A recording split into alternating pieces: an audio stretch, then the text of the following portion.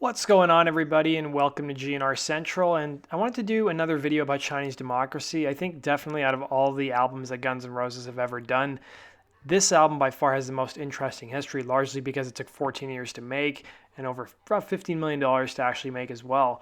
Now, I want to talk about a story that I'm sure a lot of you are not familiar with. In fact, I remember reading it a long time ago, and then I kind of forgot about it. Then I revisited it again, and it's a very interesting story. So let's go back to about the year 2000 or so.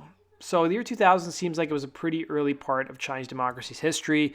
But if you're the record label, it definitely wasn't. In fact, at that point in time, I felt like everything was dragging on too long.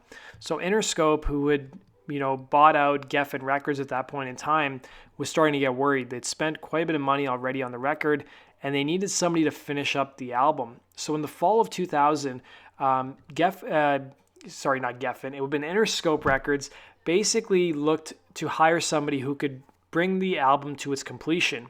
And there was a person who was very specialized in providing the final push for albums nearing completion.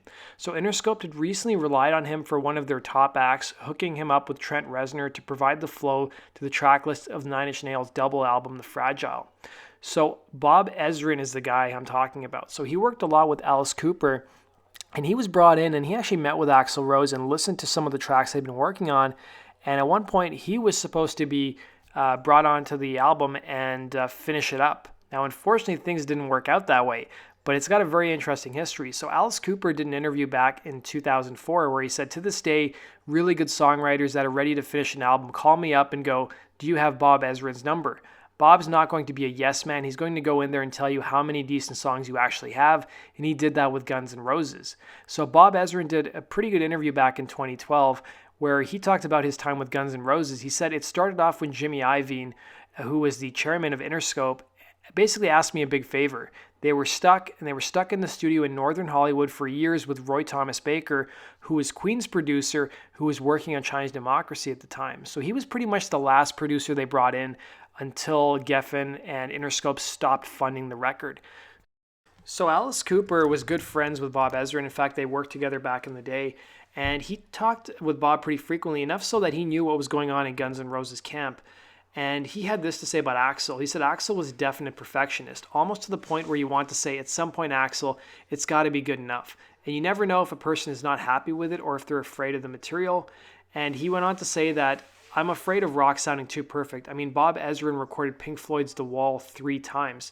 So Alice Cooper said that Bob listened to the songs that Guns N' Roses were working on and said 3 songs.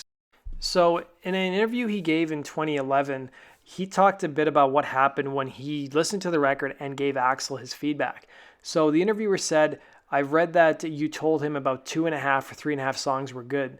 And basically Bob Ezrin said, yeah, I probably did. It started off when Jimmy Iovine, who was the chairman of Interscope and Geffen, asked me for a big favor. They were stuck in the studio in North Hollywood for years with Roy Thomas Baker, and nothing was happening. They were paying enormous rental bills, and they were paying people to sit around the studio waiting for Axl to show up, and it was just a disaster. I agreed to go there immediately and listen to a bunch of stuff. What I heard was, I don't know how to say this without being insulting. I don't want to be insulting because he worked very hard on it, but what I heard was something that he had painted over so many times. So by the time I heard it, the original content was lost, and it was just a highly produced piece of something.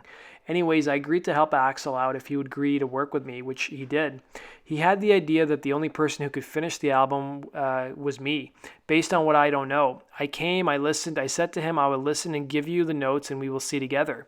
I spent a lot of time listening, and I went to see Jimmy Iovine and gave him my perception of the situation, including the fact that they had to get out of Rumbo Studios immediately. Not because Rumbo is a bad studio, it's a wonderful studio, but because they need to be closer to the scrutiny of the record company and Jimmy's team, so there could be at least some measure of control. And I recommended we move them to the Village Recorder in West Hollywood, so they did that and moved everybody there.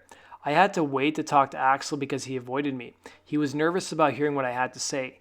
We finally met on a night when my wife, who was then my girlfriend, came down from Toronto to visit me, and we were having dinner with friends in my house. She was cooking when I got a phone call from Jimmy Iovine saying that I needed to come meet Axl, and I said, I can't tonight, I'm booked. And Jimmy replied saying, okay.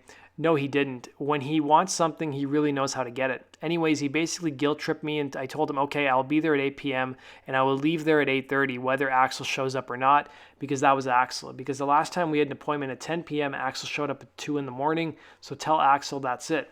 I went to the restaurant at 8, and a team of Axel supporters and hangers-on showed up and joined me at the table, and no Axel. Axel finally came in about 8:25.